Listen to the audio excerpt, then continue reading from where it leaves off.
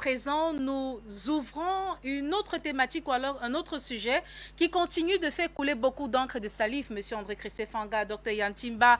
À présent, nous parlons justement de la CEDEAO, ce 6e sommet extraordinaire des dirigeants ouest-africains qui s'est refermé plutôt avec un goût de, je vais dire, d'amertume. Amertume tout simplement parce que ces dirigeants n'ont pas pu finalement tabler à l'unanimité sur des décisions concernant les sanctions à l'endroit des autorités en place au Mali, mais également au Burkina Faso, sans oublier en Guinée-Conakry. Alors, après un 6e sommet des dirigeants de la CEDEAO à Accra, en sommet extraordinaire, on l'a dit, il y en aura un 7e. Ces dirigeants dont Ouest-Africains ne sont pas finalement parvenus à s'entendre ce jour. Il faut le rappeler que ce sommet s'est clôturé il y a un instant. Les décisions de la communauté économique des États de l'Afrique de l'Ouest ont reporté dans un 7e sommet pour le 3 juillet prochain. Pour l'heure, le Burkina Faso et la Guinée-Conakry suspendus des organes de la CEDEAO. Alors, Monsieur André Christophe Fanga, très rapidement, pas de décision finale concernant la situation ou alors les sanctions à l'endroit des autorités au Mali, au Burkina Faso, mais également en Guinée-Conakry. Rendez-vous le 3 juillet prochain. Quelle appréciation faites-vous de la situation, Monsieur André Christophe Fanga? Vous parlez de la CEDEAO. La CEDEAO existe encore. Puisqu'elle s'est réunie. Elle s'est réunie en sommet Mais extraordinaire. c'est un truc qui ne sert à rien. La CEDEAO a prouvé ses limites. Qu'elle ne vaut plus absolument rien. Donc, un sommet extraordinaire de la CEDEAO, pour moi, c'est un non-événement. Peu importe les décisions qui peuvent être prises là-bas, c'est des décisions qui n'en valent pas la peine. Pourquoi? Parce que simplement, vous ne pouvez pas dire que vous êtes une organisation sous-régionale et un pays membre de votre organisation est en difficulté. Vous profitez pour l'achever. C'est la seule armée où on voit un collègue blessé. Au lieu de l'aider, de l'amener à l'hôpital, on l'achève plutôt. Je prends le cas du Mali. Parce que Macron a dit non, je vais appeler Nana Akufo-Addo, je vais lui dire et je vais l'imposer. Et ça s'est fait. Non, soyons sérieux. Je pense que ce sommet ne pouvait qu'accoucher d'une souris. Parce que la vérité, c'est que la CEDEAO des dirigeants d'une élite ne vaut plus absolument rien. Mais la CEDEAO des peuples continue à fonctionner. Parce que c'est les peuples maintenant qui font la gouvernance aujourd'hui dans nos États africains. C'est ce que nous avons pris comme décision. Nous les peuples, nous allons nous entendre. Nous les peuples, nous allons nous organiser. Parce qu'en fait, nous sommes dans la nouvelle trajectoire de détruire tout ce que le colon nous a légué comme héritage. Parce que les trucs comme les CEDEAO aujourd'hui, Union africaine, CEMAC et tout ça sont les héritages coloniaux. C'est la colonisation qui nous a laissé ces organisations-là. En fait, c'était pour nous réduire dans des petits cadres, non? Vous allez retrouver que l'Union africaine, c'est la pâle copie de l'Union européenne. Vous allez retrouver que la CEDEAO, c'est des petits comités. C'est un G combien, un G5, un G7. Donc, en fait, c'est des petites organisations comme ça, calquées sur le dos de l'Occident et qui ne vaut absolument rien, qui ne prend pas des décisions courageuses. Parce que la vérité, c'est que si la CEDEAO devait prendre des décisions, elle devait prendre plutôt des décisions courageuses en encourageant le Mali, en prenant position pour le Mali, en prenant position pour le Burkina Faso, en prenant position pour la Guinée-Conakry. Mais on se rend compte qu'en réalité, 2 poids, 2 mesures. 2 poids, 2 mesures, c'est que la même situation du Mali, c'est la même situation au Burkina Faso, mais les mêmes mesures ne sont pas prises au Burkina Faso. On ne suspend pas le Burkina Faso, les sanctions économiques, les sanctions militaires, toutes les sanctions ne tombent pas sur le Burkina Faso alors qu'ils vivent la même situation. Même chose pour la Guinée-Conakry. Donc, soyons un peu sereins dans notre démarche. Moi, cette CEDEAO-là, qui se réunit en sommet extraordinaire, pour moi, ça ne vaut pas la peine. Les décisions qui sont prises là-bas sont nulles et de nul effet, qui suspendent même le Burkina Faso, qui suspendent même la Guinée-Conakry. Ça n'a aucune incidence parce que la vérité, c'est que la Guinée-Conakry a continué à échanger avec le Mali. malgré les sanctions. Ça veut dire que les sanctions de la CEDEAO ne valaient rien du tout. Parce que si la circulation des biens, la circulation des marchandises continuait à se faire entre les deux États, ça veut dire que la CEDEAO a été désavouée. Donc nous pensons aujourd'hui qu'il faut reformer la CEDEAO elle-même. S'il faut un sommet, c'est un sommet de, vous appelez ça quoi, de réorganisation de la CEDEAO. Point. Ce n'est pas pour prendre des décisions, parce qu'elle n'est plus légitime à prendre des décisions dans cette zone de l'Afrique de l'Ouest. Alors, Monsieur Tapé Groubera, les dirigeants ouest-africains se sont réunis tout à l'heure à Accra et n'ont pas été unanimes sur le sort ou alors les sanctions infligées à l'endroit des autorités en place au Mali, en Guinée-Conakry, mais également au Burkina Faso. Était-ce prévisible selon vous? Tout à l'heure, M. André Fanga l'a dit, la CEDEAO vit un peu en contradiction par rapport à la réalité. Et l'image qu'il a donnée, c'est une image très forte de voir que des soldats vont au combat pendant qu'un est tombé, touché, surtout qu'il n'y a pas, enfin, il faut, au lieu de montrer la solidarité, qu'est-ce qu'on fait? On tue les autres. On tue vraiment ces blessés. Ce n'est pas le lieu de le faire. Et c'est malheureusement ce que fait la CEDEAO. Et on voit que la CEDEAO est guidée ou téléguidée de l'extérieur. Et je pense même que nos dirigeants, ces élites qui sont à la tête de la CEDEAO, doivent avoir honte lorsque M. Macron, à l'Élysée, se permet de dire que je donne des instructions. D'abord, en Afrique, il y a quand même le respect. M. Macron, c'est pour moi mon petit frère. À plus forte raison, la plupart de ces chefs d'État, d'autres sont des aînés, d'autres même des pères de famille, et ils acceptent que M. Macron dit, je donne des ordres, et puis les gens exécutent. C'est terrible ce que nous entendons. D'autre part, je voudrais, parce que aussi, souvent, nos dirigeants, on le sait, le combat qu'ils mènent, c'est un combat d'arrière-garde. Puisque nous prenons, quand on prend la loi HR 73-11 du 28 avril 2022, qui a été confectionnée par le Congrès américain, qui dit qu'il va sanctionner les pays africains. Voilà les ennemis qui sont là. Vous voyez que les Américains décident de sanctionner les Africains parce qu'ils seraient amis par exemple, de la Russie. Voilà le danger qui vient. Donc, je pense qu'il y a des combats réels parce qu'aujourd'hui, nous devons faire bloc que de prendre des sanctions dans cette situation où on se rend compte, en fait, les sanctions qui ont été prises. C'est vrai que, comme on appelle, pour prendre le cas du Mali, le Mali n'a pas accès à la mer. Mais d'un pays comme la Côte d'Ivoire, le Sénégal, ils en souffrent. Quelle est cette décision que nous prenons pour faire souffrir nos propres peuples? À part le fait que ça vous fait plaisir à un mandant qui est extérieur, qui lui-même n'a rien à foutre, excusez-moi l'expression, des Africains. Donc, ce qui s'est passé, ça ne pouvait qu'être une contradiction. Et d'autant plus, eux-mêmes, la situation qu'ils ont créée depuis le 9 janvier, en réalité, ces dirigeants de la CEDEAO cherchent une porte de sortie. Malheureusement, c'est cette porte de sortie, je pense, à laquelle ils ne sont pas arrivés, puisqu'ils voient que la position du Mali est restée la même. Et donc, il faut qu'ils trouvent une stratégie de sortie. Malheureusement, ils se disent, s'ils acceptent ce que le Mali, enfin les dirigeants du Mali, le président Assimi Goïta et le gouvernement dirigé par le premier ministre Kokalaïga, s'ils acceptent ça, c'est comme s'ils sont déculottés. Donc, je pense qu'ils n'étaient pas prêts à ça. Finalement, c'est qu'ils ont convenu, ce qu'ils ont convenu de se retrouver le 3. Mais je pense que rien ne va accoucher comme n'accouchera par la suite, à part le fait qu'ils vont trouver un stratagème pour montrer qu'effectivement, ils n'ont plus les sanctions et que c'est ici, passé à gauche, pour se distraire eux-mêmes, parce qu'ils ne sont pas cohérents et ils sont en désaccord réel avec leur peuple.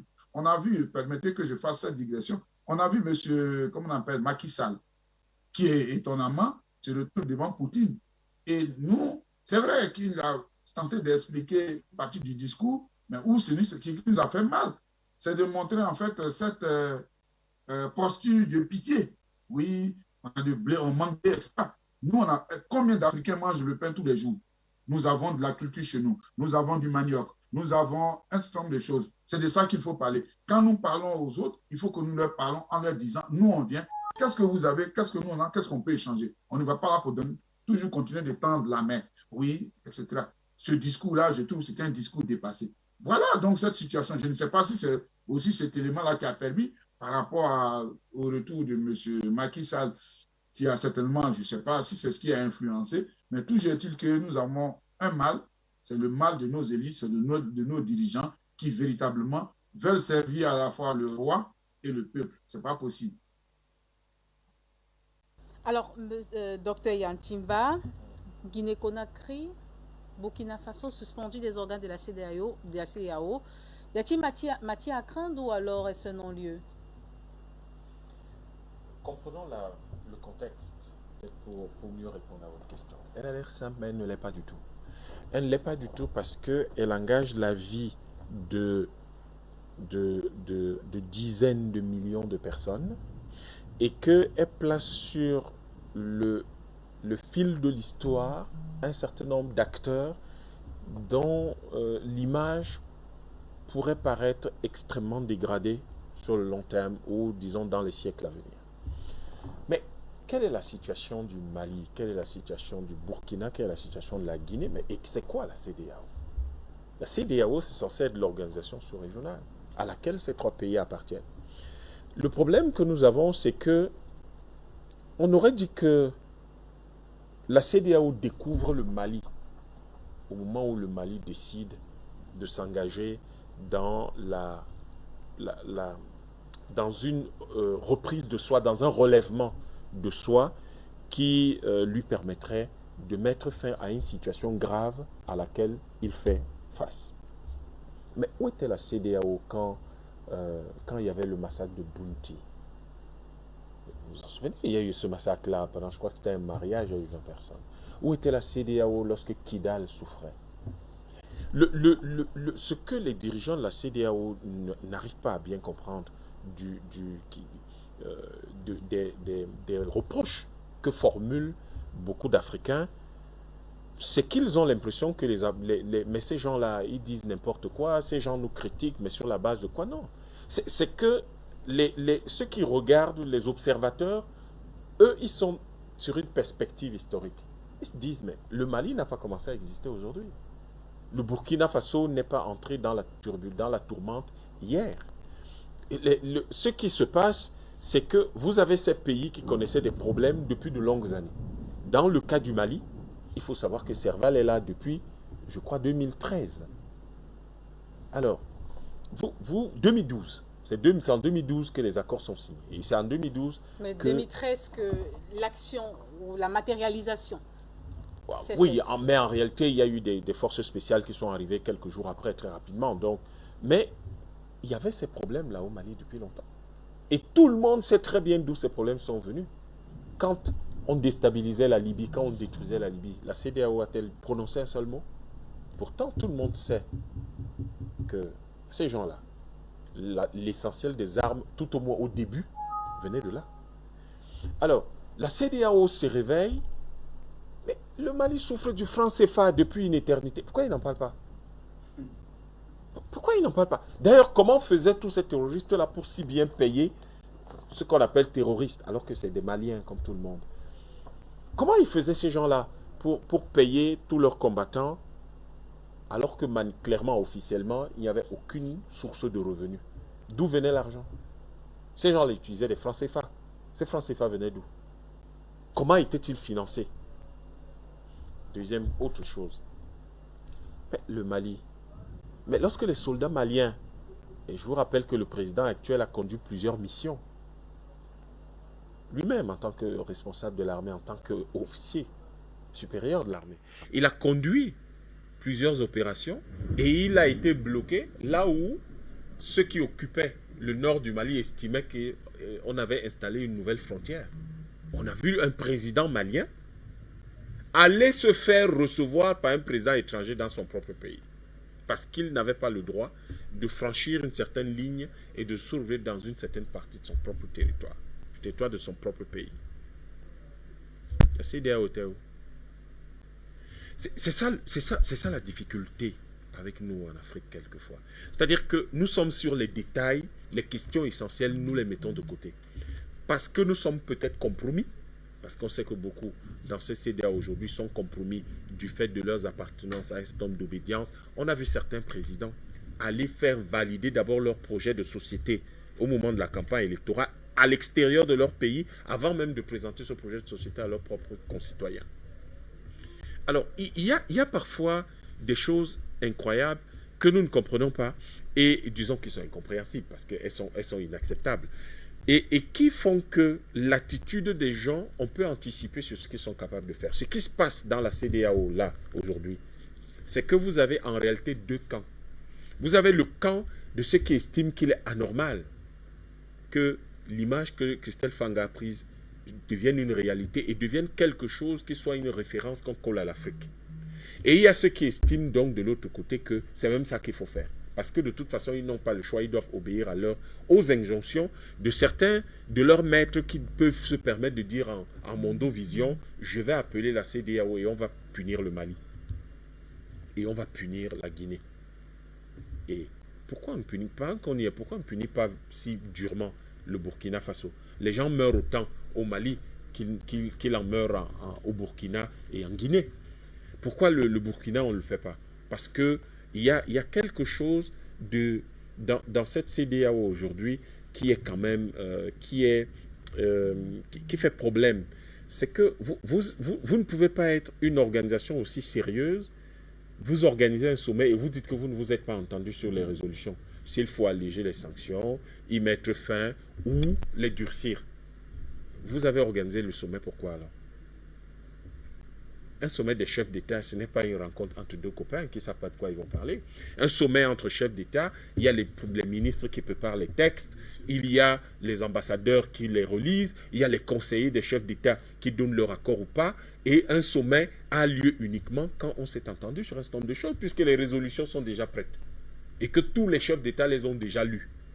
Ce qu'on fait là, devant le public, c'est juste paraphé. Mais c'est déjà entendu, c'est lu, etc. Ce n'est pas, vous vous levez pas un matin et vous arrivez à Accra et vous commencez à dire, moi je voulais que ce soit bleu, l'autre dit, je voulais que ce soit vert. Les ministres de votre pays font quoi? Vous managez même vos gouvernements comment? Donc, il se trouve qu'en réalité, il y a une raison haute pour laquelle ces gens étaient à Accra. Ce n'était pas pour le Mali. Ce n'était pas pour la... Pas du tout. Ils n'étaient pas au Ghana pour cette raison-là. Ils étaient là-bas pour une autre raison. Et un jour, on saura pourquoi ils étaient au Ghana. Ils n'y étaient pas du tout pour parler du Mali, pour parler du Burkina, pour parler de la Guinée. Ils étaient là-bas pour parler d'autre chose. Ils ne parlaient pas de ça. Parce que des chefs d'État ne se retrouvent pas sans savoir pourquoi ils se retrouvent. Des chefs d'État ne se retrouvent pas s'ils n'ont pas déjà arrêté les résolutions qu'ils vont signer. Ce n'est pas possible. Du point de vue, prenez n'importe quelle organisation sous-régionale, n'importe quelle organisation continentale, c'est comme ça que ça se passe. Et si donc des gens se lèvent et viennent vous dire « on ne s'est pas entendu parce que vraiment… » Non, c'est faux. Ce n'est pas de ça que vous êtes allé parler, vous êtes allé parler d'autre chose. Et comme la chose là, elle est secrète et que vous ne vouliez pas que vos populations le sachent, vous les avez enfumés avec une histoire disant « ouais, mais on ne s'est pas entendu sur telle ou telle chose. » Vous n'allez pas vous entendre. Et c'est pour ça que vous voyez bien que le Mali, particulièrement, fonce dans sa direction, essaie de régler ses problèmes, en sachant que la CEDEAO, c'est un peu de diplomatie périphérique qu'on va gérer, parce que les peuples qui vivent dans les pays frontaliers, c'est des mêmes peuples frères du Mali. Vous avez des chefs de village au Mali qui sont en même temps les chefs au Niger, donc qui ont des populations qui leur obéissent au Niger ou au Burkina. Donc c'est ça que ce pays gère. La situation dans laquelle nous sommes, en réalité, c'est une situation qui doit interpeller les Africains. Que font nos chefs d'État à la tête de nos États? Ils font même quoi exactement? Qu'est-ce qui peut expliquer que vous ayez 14 chefs d'État, je crois, c'est 14 pays, n'est-ce pas? 14 chefs d'État qui ne sont pas capables de trouver une solution à un problème aussi simple que celui-là. Quand le problème s'est posé, quand il y a eu des problèmes de guerre civile en Sierra Leone, comment on a géré ça? On a créé les Comog. Les Comog a réglé le problème et Charles Taylor est parti. Pourquoi est-ce que subitement aujourd'hui, les problèmes qu'il y a au Mali, au Burkina et en Guinée, mais particulièrement au Burkina, au Mali et au Burkina, on est incapable de les régler? Les Comog, ce qu'on a su faire il y a près de 20 ans, on ne sait plus le faire aujourd'hui. On ne sait plus le faire. Alors les leçons apprises, c'est-à-dire qu'on ne sait plus aujourd'hui comment créer une armée de la CEDEAO qui va aller nettoyer tout le Sahel là, en quelques mois, et régler le problème. On ne sait plus faire ça. Alors qu'on l'a fait hier, on a vu. Non, ces chefs d'État sont allés à ce sommet pour parler d'autre chose. Ils ne sont pas allés parler de l'Afrique de l'Ouest. Ils sont allés parler d'autre chose. Un jour, nous saurons de quoi ils sont allés parler. Alors, monsieur Souleymane Koné, pour d'aucuns, la nécessité ne se présentait pas d'organiser ou bien de tenir un sommet extraordinaire pour parler des affaires internes propres à 3 États africains. Quelle est votre grille de lecture? En fait, il faut dire que moi, j'ai commencé à douter d'un accord consensuel entre les chefs d'État dès lors que j'ai vu Alassane Ouattara quitter Paris presso pour entrer en Côte d'Ivoire. Je me suis dit très rapidement que normalement, il y a un sommet de la CEDEAO et de l'UEMOA qui doit se tenir le 4 mai, le 4 juin au Ghana. Et voir Alassane Ouattara, qui était du côté de Paris, quitter Paris très rapidement et rentrer en Côte d'Ivoire, je me suis dit, il y a quelque chose. Parce que, je vous rappelle que le 6 mai, Ablaye Diop s'est déplacé, il est allé voir Faure Gnassingbé pour lui demander de reprendre les dialogues. De reprendre le dialogue parce que, comment il s'appelle ce monsieur, Goodluck Jonathan, n'était plus à fond dans le dialogue entre la CEDEAO et puis le Mali. Donc, je me suis dit qu'il y a quelque chose qui cloche. Mais le fait que tous ces présidents aillent à Accra, aller s'asseoir et ne pas pouvoir trouver une solution pendant que la base de la discussion, à ce que je sache, était sur une négociation de 18 et 20 mois. 18 et 20 mois. Où est la différence? Où est la différence? Il faut dire qu'en réalité, il ne voulait pas tomber d'accord. Celui, la main cachée, qui a poussé la CEDEAO à imposer ces sanctions sur le Mali, ne voulait pas en réalité que ces sanctions soient levées.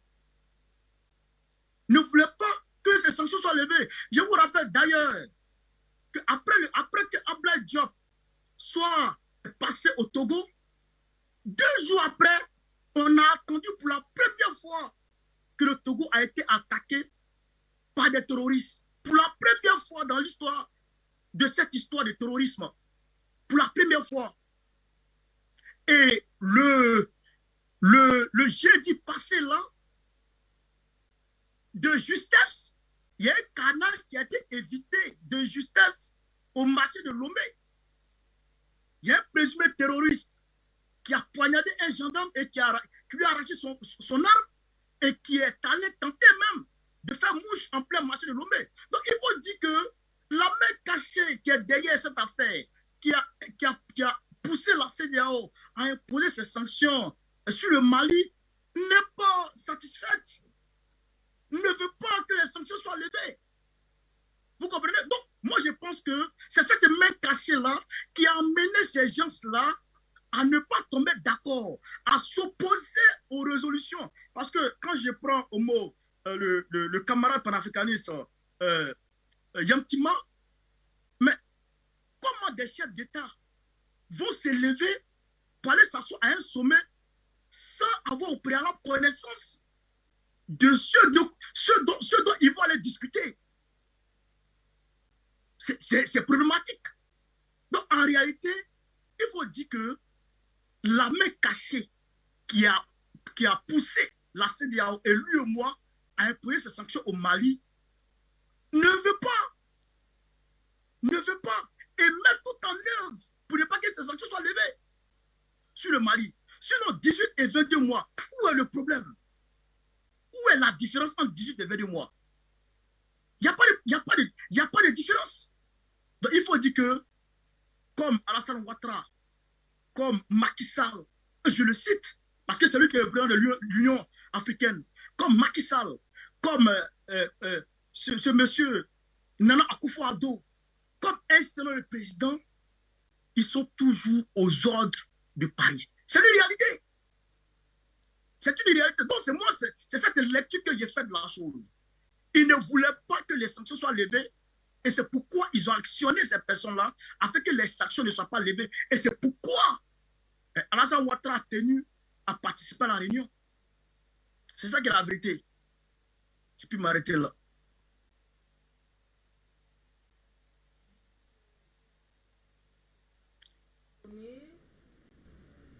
Monsieur Tapé Groubera, alors, Sauté, je suis là. la prochaine rencontre, ou du moins le 7e sommet prévu pour le 3 juillet prochain, toujours à Accra, faut-il craindre les résolutions qui pourront être prises?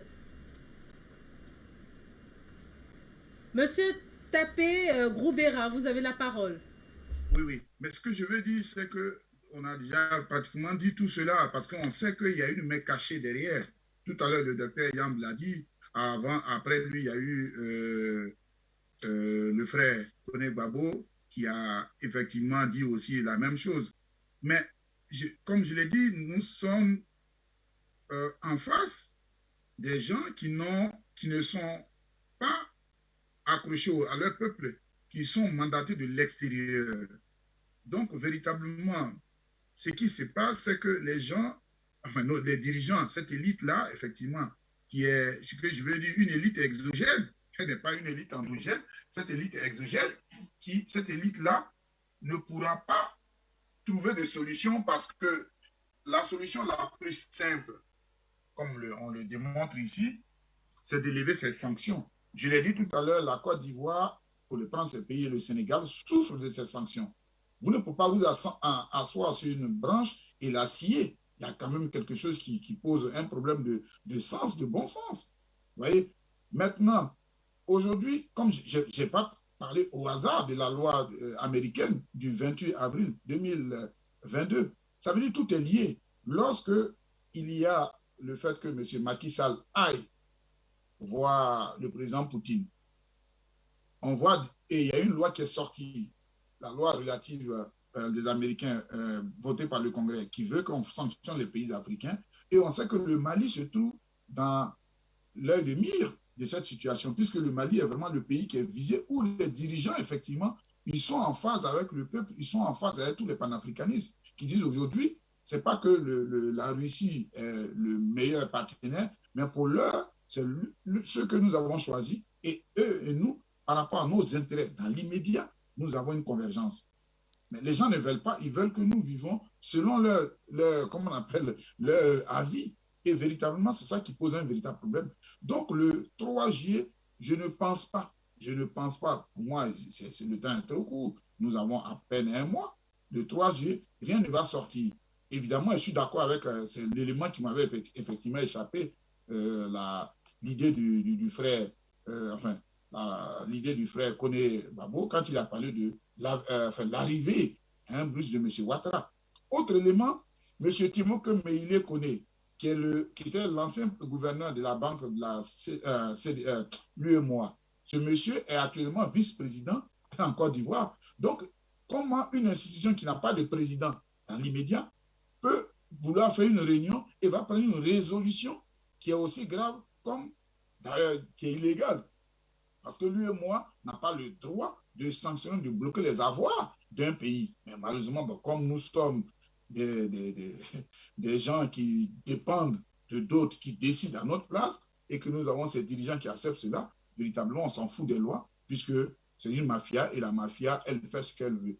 Mais sinon, quand on regarde de près, l'UEMOA, comment voulez-vous qu'elle puisse prendre une décision alors que depuis le 19 avril 2022, son président est devenu vice-président et il y a un vide qui n'a pas été comblé. Ouais, donc il y a beaucoup de méli-mélo. Je ne sais pas si d'ici là, le président de l'UEMOA, enfin de la BCAO, sera nommé ou je ne sais pas comment ça va se passer.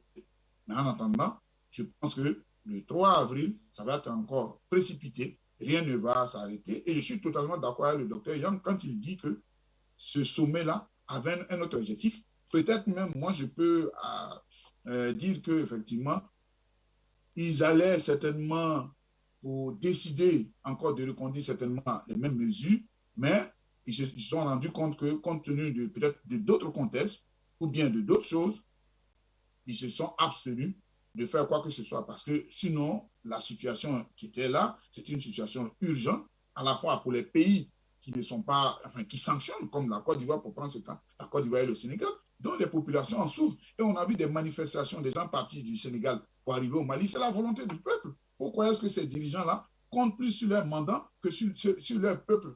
Et pourtant, dans leurs différentes constitutions, ils disent non, nous sommes, comme on appelle, l'onction du peuple. Mais vous n'êtes pas l'onction du peuple, vous êtes l'onction de vos mandats. C'est malheureusement ce drame auquel nous assistons en Afrique.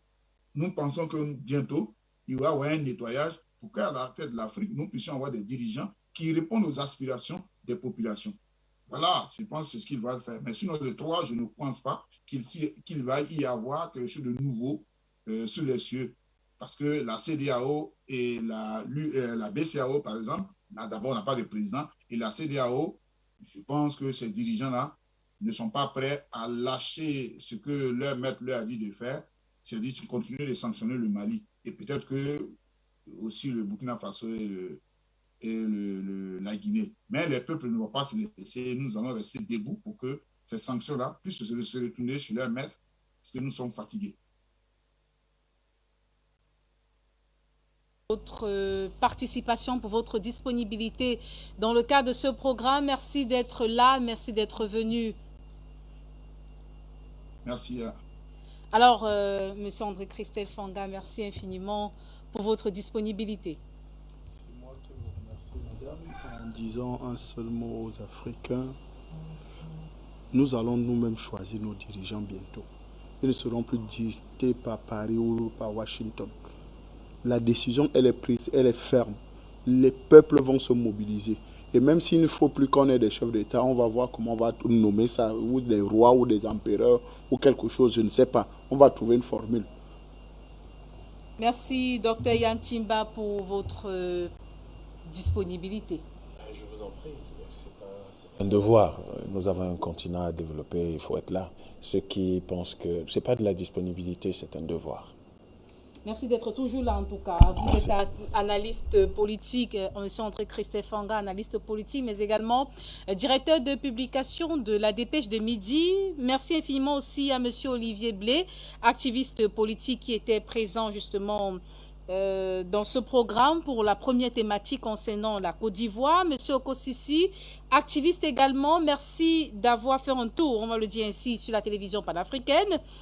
Merci à tous ces téléspectateurs qui ont participé activement à ce programme. Merci à tous les internautes pour votre participation, pour vos différentes réactions assez bonnes, assez, on va dire, multiples, voilà, dans le cadre de ce programme sur nos différentes plateformes. C'est ici que nous mettons un point final à ce programme. Merci de l'avoir suivi. Restez sur la télévision panafricaine. Au revoir.